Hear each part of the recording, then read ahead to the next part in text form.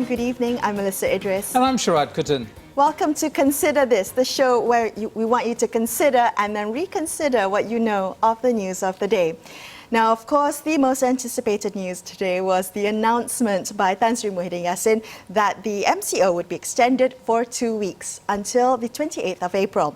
The Prime Minister said that Malaysians should be prepared to make long-term changes to our lifestyles and habits. Now, this means that schools may remain closed and for us to be prepared not to Balik Kampung for Raya this year.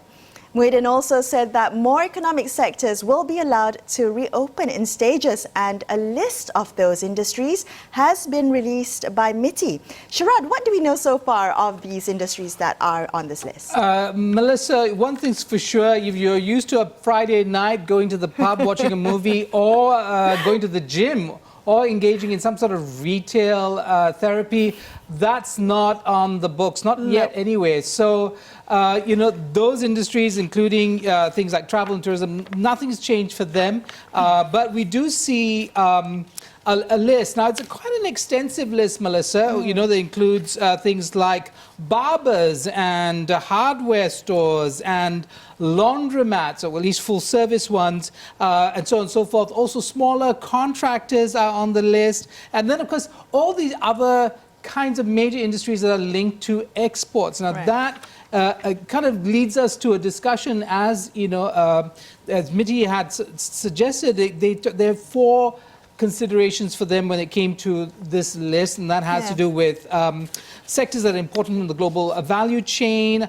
high multiplier effect. I mean, sort of the resonance within the ecosystem was great. Its impact on SMEs and their sustainability. And lastly, the size of the workforce of that particular sector. All these were the four main considerations when they drew up that list. But also, those are going to be the considerations when they approve for these businesses to be allowed to work under the MCO. Because apparently, according to MITI, if your business falls under the category or the sectors that have been allowed to operate in this phase of the MCO, you still need to apply for a written approval from MITI that will allow you to operate your business once again. So again, these considerations all coming into play for MITI to allow those businesses. And because there's already chatter on the social media about this particular provision, the requirement rather, that you apply for permission to continue.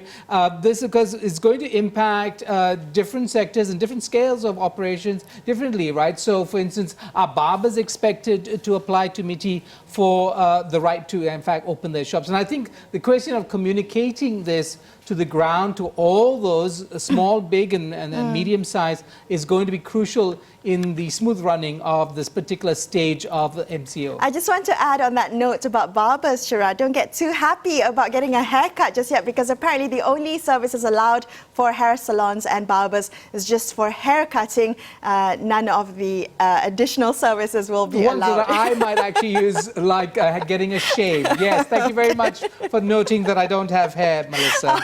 Right, okay. Well, let's take a look at some other news. Now, Defence Minister Datuk Sri Ismail Sabri Yaakob today said that the government views seriously the spread of misinformation on COVID-19 and that Putrajaya will take action against anyone involved in the spreading of false news, regardless of their position.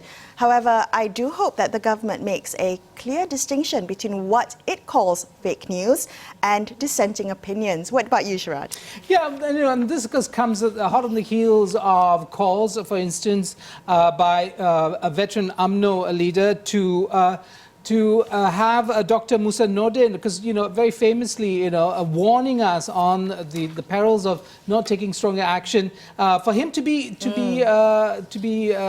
sacked. Right. And that's very interesting, because what that is about is not fake news. Clearly, it's about differences of opinion, about differences of emphasis on looking at what's happening. And of course, we know that globally, this is a steep learning curve for so many experts, and experts themselves are not of a single opinion. Right. So having all those opinions out there, a very good thing. Not for us, I think, at this point in time, to suppress differences of opinion. Yeah. And completely agree. I mean, I understand that this is a time of, increased tensions.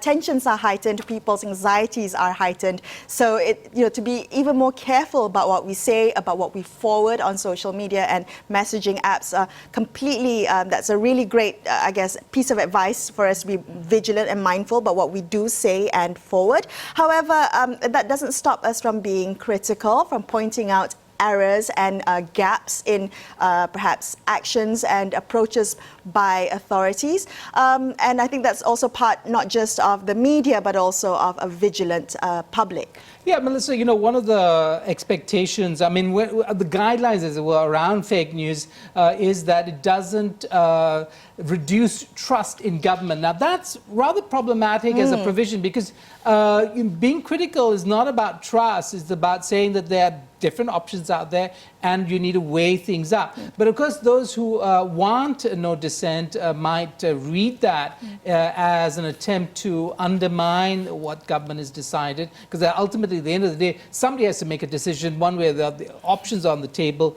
Is that a bad thing? I mean, we really need to be very clear about what we mean by fake news and what we mean by dissenting opinions. Exactly, and what we mean by poor reporting, poor journalism, as well as false information.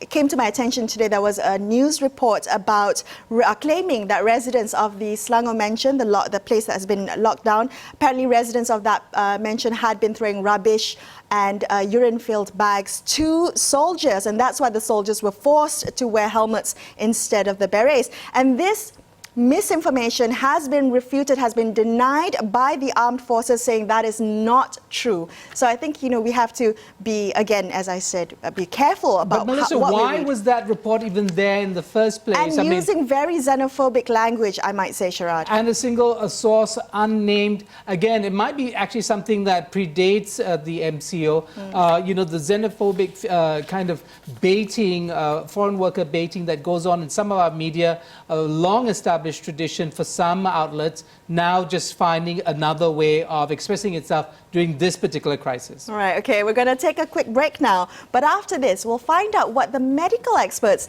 are saying about the MCO extension. So stay tuned to consider this.